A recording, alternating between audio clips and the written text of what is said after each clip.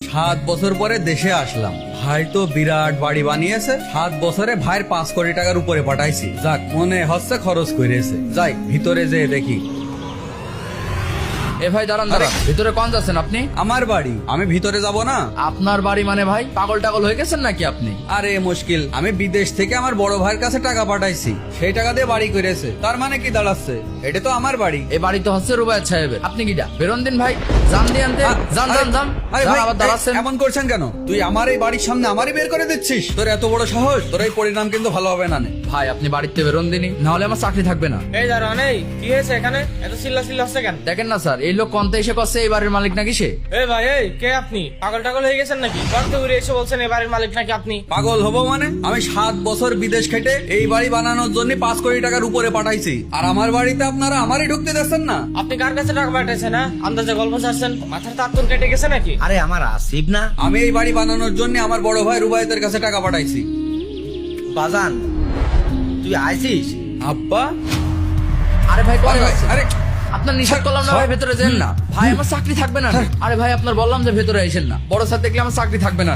এই দাঁড়ান, হাত ছাড়ো। তুমি কাকে আটকাচ্ছ জানো? হাত ছাড়। আব্বা, আমার টাকা দিয়ে এই বাড়ি করা, আর আমার বাড়িতে আমারই ঢুকতে দিচ্ছে না। আর আব্বা, তোমার এই পোশাক কেন? আপনি কার কাছে বিচার দিচ্ছেন? ইনি এই বাড়ির কাজের লোক। কাজের লোক মানে? আব্বা, আমি 7টা বছর বিদেশ খাটিছি, না খেয়ে না দিয়ে বাড়ি টাকা পাঠাইছি যাতে তোমরা সুখী থাকো, আর তুমি কিনা এই বাড়ির কাজের লোক? স্যার আসসালামু আলাইকুম। কি হয়েছে এখানে? ভাইয়া, আমি এসব কি দেখছি? এই থাম।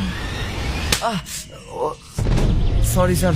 বুঝলাম না ভাইয়া, তুমি দারোয়ানকে মারলে কেন? তুই থাকতে বাইরের লোক ভেতরে ঢোকে কি করে? হ্যাঁ, স্যার আমি তার ঢুকতে দিতে চাইনি, গেট খোলা পেয়ে সে জোর করে ঢুকে পড়েছে। বাইরের লোক কাকে বলছো? আজ 7টা বছর বিদেশ খেটে 5 কোটি টাকার উপরে পাঠাইছি, আর আজকে আমি বাইরের লোক হয়ে গেলাম?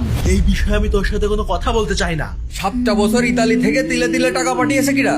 আমি। আর তুমি আমার সাথে কথা বলতে চাচ্ছ না? মনি, এ বাড়ি তো তোর না, তোর বড় ভাই আমার কাছ থেকে জোর করে লিখে নিয়েছে। আমি জানতাম এমন একটা পরিস্থিতির শিকার আমি হব, তাই আগে থেকে বাবার কাছে কৌশলে সমস্ত প্রপার্টি পেপারস লিখে নিয়েছি। এই যে আমার প্রপার্টি পেপারস। আমি এত বছর কষ্ট করে তিলে তিলে টাকা পাঠালাম এই বাড়ি করার জন্য, আর তুই কৌশলে তোর নামে লিখে নিলি এই বাড়ি? আব্বা, তুমি ওর কিছু কওনি? তুই জানিস না বাজান, তোর ভাই আমার সাথে কি কি করেছে? তাহলে শোন। কেউ দেখছে না তো?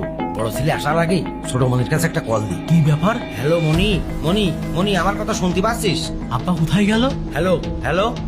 আবার ছোট ভাইয়ের কাছে কল দিতে গেল নাকি? তোর সাথে একটু জরুরি কথা ছিল। আব্বা, এই রে, কি ব্যাপার? তুমি কার সাথে কথা বলছো? কই দেখি। ও, ছোট ছেলের কাছে আবার কল দেওয়া হয়েছে। আজকের পরেতে যদি ছোট ছেলের কাছে কল দেছো তাহলে কি